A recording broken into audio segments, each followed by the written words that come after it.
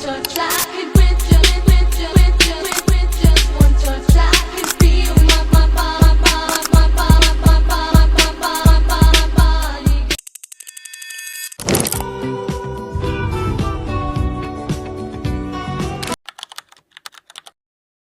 Di sini saya akan menjelaskan tentang pergeseran bahasa. Apa sih itu pergeseran bahasa? Pergeseran bahasa adalah perubahan kebiasaan seseorang atau kelompok dalam memakai bahasa. Jadi yang awalnya sering pakai satu bahasa, misalnya bahasa daerah, lama-lama beralih ke bahasa lain, misalnya bahasa Indonesia atau bahasa asing. Dalam kehidupan sehari-hari, pergeseran ini biasanya terjadi pelan-pelan, tanpa disadari dalam lingkup pasif seperti di rumah atau lingkungan sekitar. Pergeseran bahasa bisa terjadi karena kebiasaan. Misalnya, orang tua mulai jarang mengajarkan bahasa daerah ke anak, atau lebih sering memakai bahasa Indonesia karena dianggap lebih praktis. Akibatnya, anak jadi lebih terbiasa dengan bahasa Indonesia dan kurang memahami bahasa daerahnya sendiri. Sementara di lingkup sekolah, pergeseran bahasa juga cukup kuat. Di sekolah, siswa dituntut menggunakan bahasa Indonesia sebagai bahasa utama, baik saat belajar maupun berkomunikasi dengan guru. Bahkan, kadang penggunaan bahasa daerah dianggap kurang formal. Selain itu, pengaruh teman dan media juga membuat siswa lebih sering memakai bahasa gaul atau campuran bahasa asing, sehingga perlahan bahasa asli mereka makin jarang dipakai. Intinya, pergeseran bahasa terjadi karena kebiasaan, lingkungan, dan kebutuhan komunikasi. Dan selanjutnya akan disampaikan oleh teman saya. Pergeseran bahasa itu adalah keadaan ketika seseorang mulai meninggalkan bahasa yang biasa dipakai, lalu beralih ke bahasa lain dalam kehidupan sehari-hari. Contohnya, dulu sering pakai bahasa daerah, tapi lama-lama sering pakai bahasa Indonesia atau campuran bahasa asing. Pergeseran ini biasanya terjadi pelan-pelan karena kebiasaan. Dalam lingkup pertemanan, pergeseran bahasa sering terjadi karena ingin menyesuaikan dengan temannya.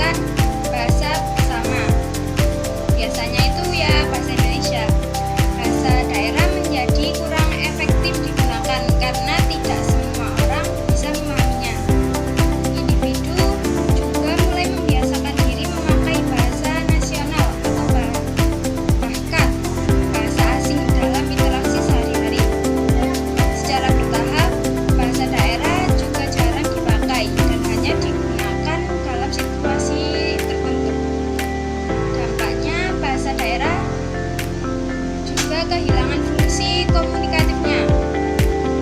Kemudian faktor keluarga. Faktor keluarga adalah tempat pertama seseorang belajar bahasa. Pergeseran bahasa sangat ditentukan oleh pilihan bahasa dalam rumah tangga. Proses progresnya terjadi ketika dewasa. Mereka tidak mewariskan bahasa daerah kepada generasi berikutnya. Orang tua memilih menggunakan bahasa Indonesia kepada anak sejak kecil. Dampaknya bahasa daerah perlahan hilang dari lingkungan keluarga. Baik, saya akan menjelaskan tentang dampak pergeseran bahasa. Yang pertama ada dampak budaya. Kalau bahasa daerah sudah jarang dipakai, lama-lama ungkapan adat juga bisa hilang. Padahal di dalam bahasa itu ada nasihat, aturan sopan santun, dan kebiasaan baik dari orang dulu. Kalau tidak digunakan, nilai-nilai itu akan memudar. Contohnya sekarang, banyak anak muda lebih sering pakai bahasa gaul atau bahasa asing di media sosial. Jadi, cara bicara yang sopan khas daerahnya mulai jarang dipakai. Terus yang kedua, dampak identitas. Bahasa itu bagian dari jati diri kita. Kalau kita tidak pakai bahasa daerah, kita bisa merasa jauh dari budaya sendiri. Bahkan ada yang jadi malu pakai bahasa daerah karena dianggap tidak keren. Akhirnya kita lebih mudah ikut-ikutan budaya luar. Contoh, ada remaja yang lebih bangga pakai bahasa asing atau slang, tapi malah kurang percaya diri saat harus pakai bahasa daerahnya sendiri. Kemudian dampak bagi kewarganegaraan. Bahasa Indonesia memang menyatukan kita sebagai satu bangsa, tapi bahasa daerah itu yang bikin Indonesia jadi beragam dan kaya budaya.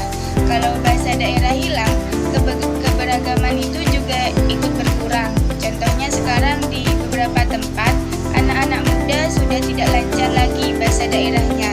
Jadi mulai penuturannya makin sedikit.